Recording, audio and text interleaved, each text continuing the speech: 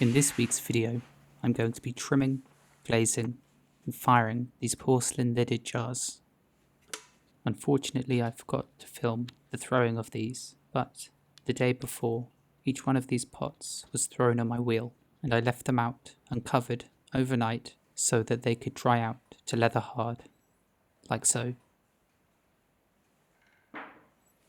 Now that most of the moisture has left these pots, they can be trimmed and refined on the wheel. I always begin with the lids, placed upside down, so I can simply offer up the jar to them to check how well they fit and to see if I need to remove any excess clay. And this is how I make jars. I tend to throw the lids so they're slightly larger than what's necessary, and then I simply trim away some of the clay from the inside locating flange of the lid until it slots perfectly onto the jar. For this process, I'm once again using my new turning tools that are made by Jaejun Lee. They're extraordinarily sharp, and I've thoroughly enjoyed every second I've got to use them so far. I'll leave a link down in the description below to his Instagram. Once the outer portion of the lid has been trimmed, I then spend some time carefully turning the inside hollow, thinning out the walls, both horizontally and vertically, which is always a bit of a pain, as the trimmings simply fall and clog back onto the tool itself, which means there's a lot of stopping and starting as I clear it out.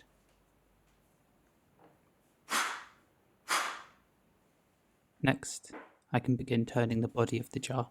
I wipe some porcelain slip over the base before rocking it back and forward quite vigorously against the metal of the wheel head. As you do this, you'll feel the pot stick more and more, and once it's more or less in the center, I'll tap center it so that it's running perfectly true, and finally I just squash a small portion of the base of the pot into the metal, just to make a strong seal, to hopefully keep the pot held securely in place.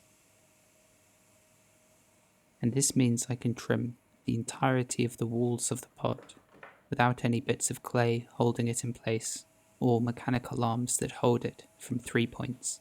Both of those hinder just how much of the pot you can work on at any one time.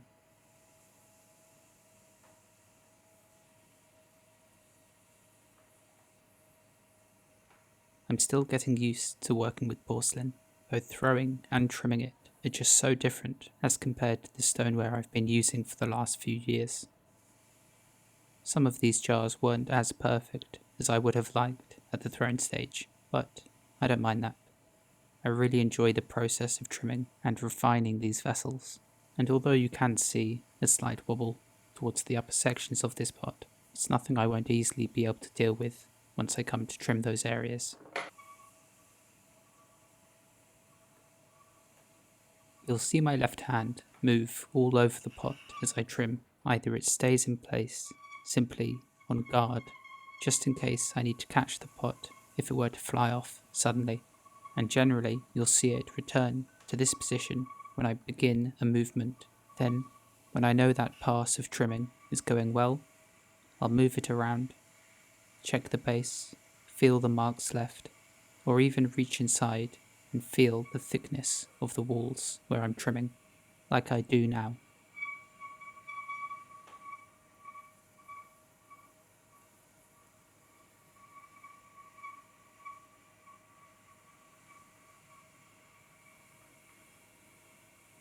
I find I can trim this porcelain when it's a touch on the firmer side too, as compared to the stoneware I use. If I feel like it's getting slightly too dry, I'll run a wetted sponge or a brush over the surface, slightly dampening it before trimming again. This tungsten carbide tool, and its shape specifically, is incredibly useful for my aesthetic, as it contains many sharp edges and flat sides, and the profile of this tool is perfect for that. This one specifically is a bison trimming tool, and these are becoming so difficult to get a hold of these days, and for good reason, although I might stop mentioning them, otherwise I'll simply never be able to get my hands on some new ones. Once the body has been roughly trimmed, I can begin to turn the lid, and due to how I make them, I can simply place it back onto the top of the jar and trim it in situ, using the lower portion as a chuck for the lid itself. To remove a lot of mass very quickly from the top of the lid, I use the corner of the tool and I really gouge it very firmly into the clay, which results in these lovely coils springing from the pot and quickly filling up my wheel's tray. And I feel like it is worth mentioning, as it always comes up in the comments, that all these trimmings are recyclable. I'll simply soak them in water where they'll turn into a fine slurry, which I can then scoop onto some thick plaster bats, which absorb the excess moisture. So really, none of this clay is wasted during this process. In terms of form, I try to mirror this angle of the lid to the angle of the jar below it.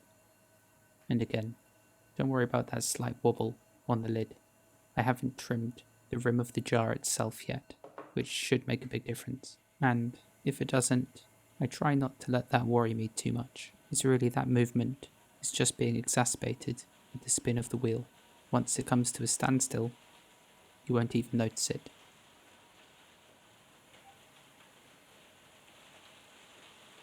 On the tops of these lids, I trim a slight concave surface. I feel like it entices you to run your fingers over it, and it also provides an area in which the glazes can pool nicely into. Once the lid's more or less there, I remove it, and then spend some time trimming and neatening up the rim of the jar. And the reason I do this now, as opposed to doing it before turning the lid itself, is because at this stage I make it very fine, and if I were to do this before trimming the lid, the amount of pressure I push down as the lid is turned might be enough to crack and break the rim of the jar, so I simply save it to be one of the last things I do. The jar is then carefully removed from the wheel just by sliding a knife beneath it. I then scrape clean the wheel head, place the lid back upside down like it was at the start, and now I can trim the base of the jar slotted over the lid, using it like a chuck, the same way I did the jar for the lid previously. I place a little plastic spinner onto the top, which is made for me by Richard Carter. I'll leave a link to him in the description below too. With this, I can push down with distributed pressure as opposed to it all being focused in the same spot, which might happen if I were to use my fingers. This tool just helps to keep everything held down firmly in place, as really the only thing at this stage keeping the jar in place is the locating flange of the lid. I haven't stuck anything down with slip, it's just pressure, really, at this point, holding it all together.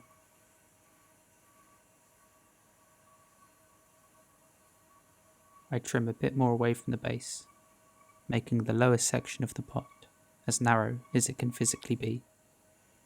And it might seem that I'm removing a lot at once, but really these are only very thin skims of clay coming off with each pass, and ideally I want this pot to be very light once finished.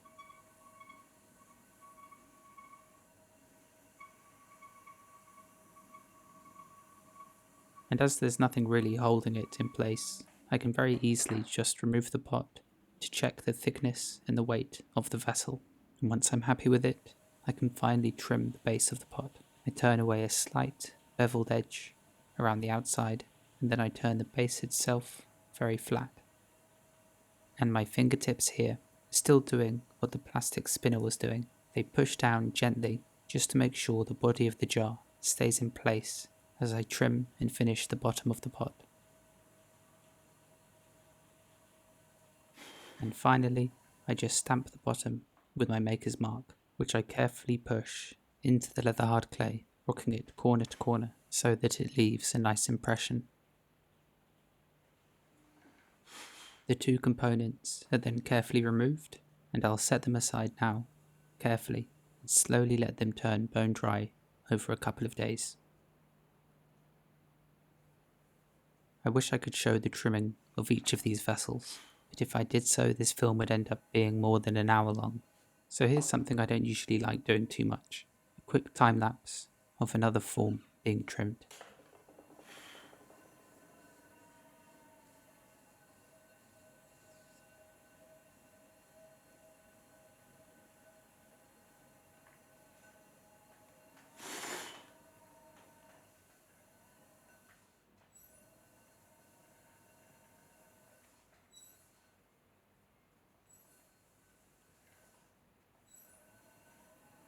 And here they are, my first group of finished porcelain jars.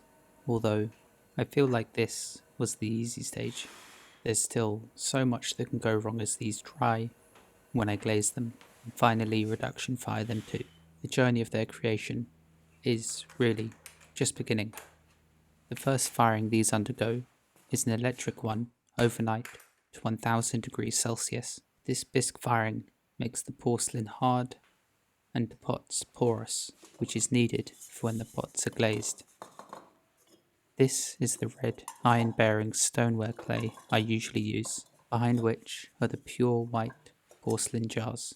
I fire these all together at this stage, and they can touch, although I do try to avoid touching porcelain to stoneware pots, but as long as they're the same type, they can be jumbled up and stacked, as this firing doesn't go hot enough to melt any of the clay, and none of them have glazes on yet either.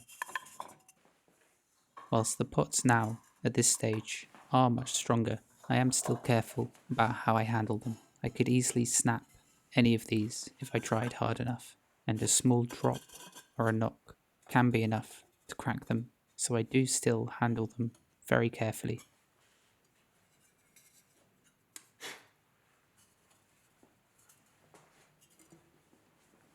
The next step is the waxing. This is brushed onto the areas of the pots where I don't want any of the glaze to go.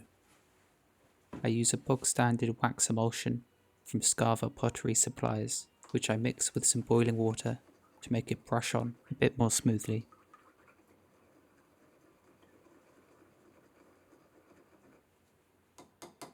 Equally, you can use molten beeswax or paraffin wax. It all more or less does the same job. Then it's back on the wheel and time for waxing. I tap center the lid so that it runs perfectly true atop the jar. Then I brush on wax onto any region that I want to remain bare porcelain once fired. And as I'll be firing the lids and the jars together, I need both the rim of the jar and the underside of the lid to remain bare, as eventually I'll prop the two pieces apart with tiny waddings, which is a mixture of 50% china clay and 50% coarse alumina hydrate, and this material cannot touch any glaze. Well, it can, but you'll have to grind it off after the firing. If, on the other hand, it only touches bare clay, the waddings should, more or less, just pop away, as it's such a refractory material, it doesn't stick to the porcelain. Once I've waxed the lid, I remove it and tap center the jar below. I'll then brush wax onto the rim, and I'll also roll it a bit over and inside the vessel. This provides some clearance, so the lid can be fired in situ without any risk of the lowest section of the locating flange touching the jar underneath. This is a quick task, relatively, and it only takes an hour or two to wax an entire kiln load of work. Even brushing the wax onto these porcelain pieces took some getting used to, as the porcelain absorbs the water in a different way as compared to the stoneware, which means it glides more easily across, whereas the porous stoneware would suck in all the moisture from the brush and quickly stick it to the vessel, which would draw it off center. So, in a way, waxing the porcelain is a bit easier, although it is harder to see what you're doing, as the white wax almost disappears on the white porcelain. I've seen that some people add food colouring to their wax so that you can see what you're doing more easily, and I think that's something I'll definitely try next time. The next step for these is for the pots to be dunked into glaze, or to have glaze poured over them or inside them. I never use a brush to apply my glazes, as by doing so you'll never get a perfectly even surface. Once I'm finished, I simply pour the unused wax back into the container. And this stuff really does last a long time. As you can see, this bottle is about half full, and I must have waxed about 5,000 pots with that amount.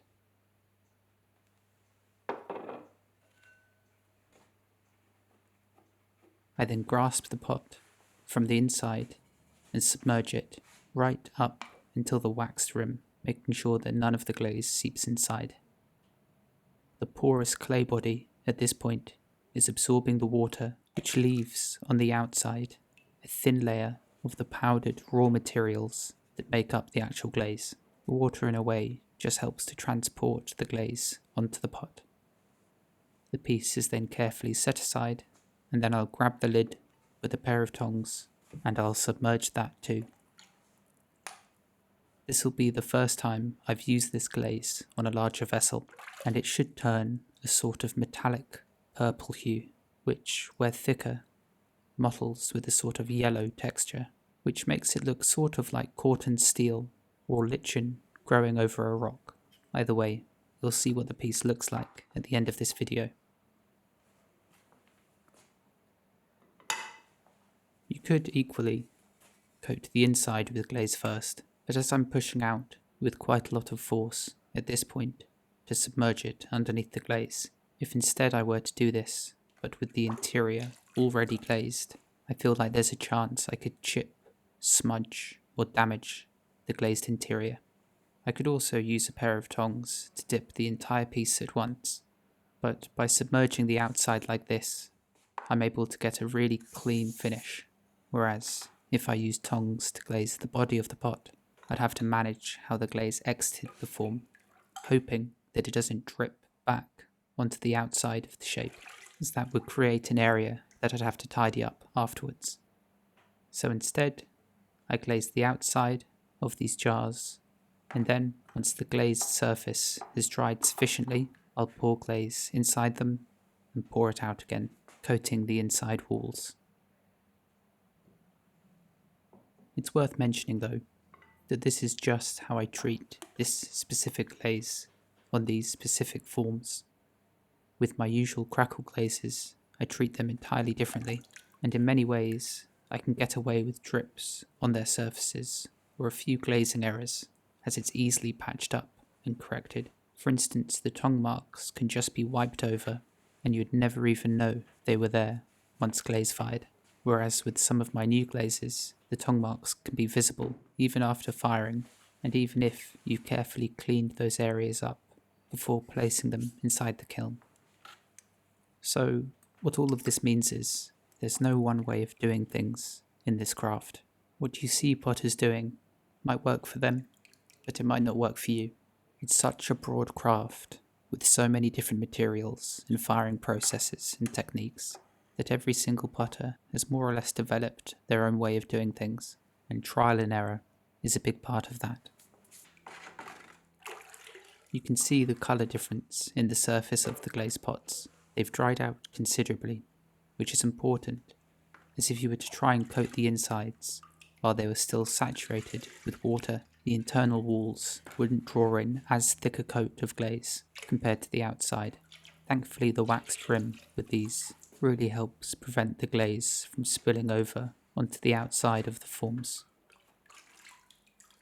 This glaze contains a much higher clay percentage as compared to my crackle glazes, which means it creates a firmer surface once dry, and it also seems to settle on the pots far more neatly.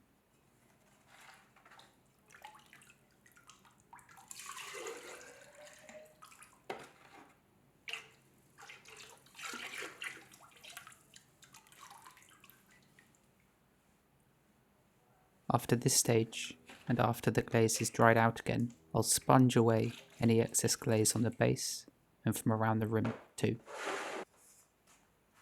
And then once I've accumulated enough glaze work, it can be packed into the gas kiln, ready for the final firing.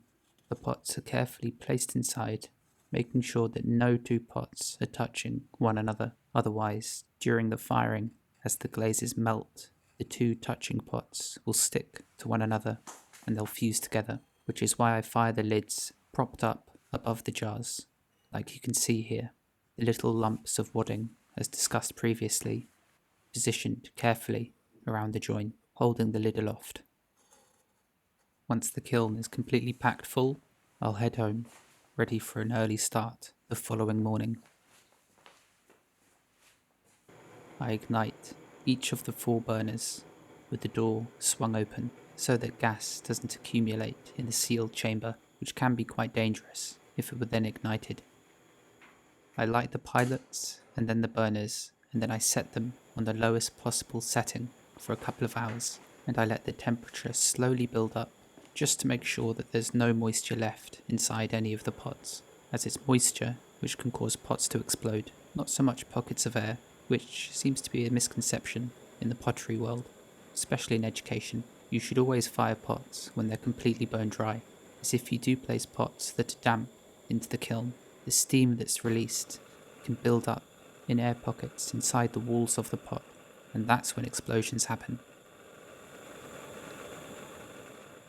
During these early stages, I place a mirror on the ground so that I can easily see these two burners when I'm up and about in the studio, as when my neighbours switch on their heating or hot water, there can be fluctuations in pressure, enough sometimes to cause one of the burners to go out. At 860 degrees Celsius exactly, I initiate reduction. This means that I place the kiln in a state where there's not enough oxygen inside the chamber for the fuel to burn efficiently. I do this by suddenly increasing the gas pressure, the air pressure, while simultaneously closing the dampers that cover the flues of the kiln. So really I'm just throttling how quickly the exhaust can exit the kiln. This atmosphere we call reduction is one that can only be done in gas kilns or wood kilns, and it pretty much opens up a whole new realm of colours, surfaces and textures that would otherwise be very difficult to replicate, if not impossible, with an electric kiln. It's a process that's entirely manual, and throughout the day I check the kiln every half an hour, adjusting it accordingly so that it continues to rise in temperature until it hits 1290 degrees Celsius.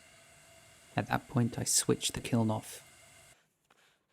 And I don't check the progress of the kiln really on the digital pyrometer. Instead I'm looking through these spy holes in the kiln's door at the cones inside, which are the little coloured spikes you might have seen earlier when I was packing the kiln. These bend over due to heat work, which is heat over time, as opposed to just straight up and down temperature. And although it may be hard to see here, you might just be able to make out the shape of a cone bent over to the left. And this is what I'm looking for before ending the firing. This is always such a lovely, quiet moment after a long day with the kiln that progressively gets louder and louder the hotter it gets. Finally, 2 days later, the kiln is cool enough to open up and look inside. This is always a nerve-wracking moment, as although I know from the data that the firing's gone well, or according to plan at least, during the firing I'm not able to look inside to check how things are going, so cracking open the kiln door and taking the first glimpse inside is always a bit of a tense moment. But thankfully, most of this was pretty decent. The porcelain was a little bit hit and miss. Some of the pots were beautiful, whereas others needed their glazes applied a bit thicker or a bit thinner, and I had a handful crack in the base. My fault, I think, for trimming the porcelain too thin as compared to the glaze laid over it. But the kiln is unpacked, and then all the shelves are carefully removed, and I'm still absolutely in love with these new thin silicon carbide plates that were gifted to me by Rhoda. I can just pack the kiln so much more efficiently with them. And here they are, my first porcelain results. They are, of course, very different in person, and showing them via video will never really do them justice, as it's the feel that really does it for me. The surface of this glaze is so wonderfully smooth, and I love the subtle variation in colour, from the metallic purple hue to the yellow, and the bright white rim that surrounds the lid, where the razor-sharp porcelain cuts through the glaze. My glaze application might not have been perfect, but this was my first attempt, and I'm sure it'll be better next time. Nonetheless, I'm really pleased with this jar in particular. It's different, yet I still think it holds some resemblance to my style of work previously. The glaze is full of depth, and it feels like something old, like weathered metal or lichen covering stones. The black and white were also very successful, but the bronze and the sort of blue bronze weren't quite so good. I think they need more surface texture to react nicely on, or perhaps they just need to be coated on much more thickly. The white, on the other hand, is such a thin, watery wash, but it's lovely and smooth, like eggshell. I've taken some more professional pictures of these pots, and I've posted them on my Instagram, if you'd like to see those. Otherwise, thanks for watching, and I'll see you next week.